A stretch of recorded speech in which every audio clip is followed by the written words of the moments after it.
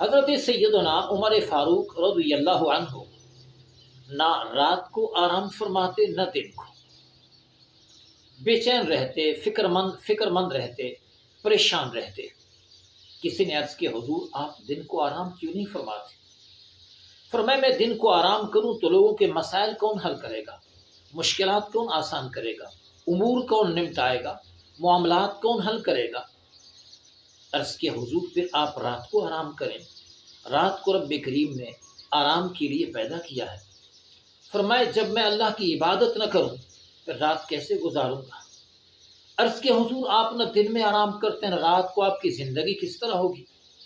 فرمایا کہ میں اگر دن کو آرام کروں تو رعایا کا کام کون کرے گا، اگر رات کو آرام کروں تو اللہ کی عبادت کون کرے گا؟ یہاں میں لوگوں کے سامنے بھی جواب دہ ہوں، دن قیامت کے اللہ کے سامنے بھی جواب دہ ہوں۔ میں نے رعایا کے کام بھی کرنے ہیں، میں نے قیامت کے دن اللہ کو بھی جواب دینا ہے، لہٰذا جو میری کیفیت ہے یہی کیفیت رہے گی۔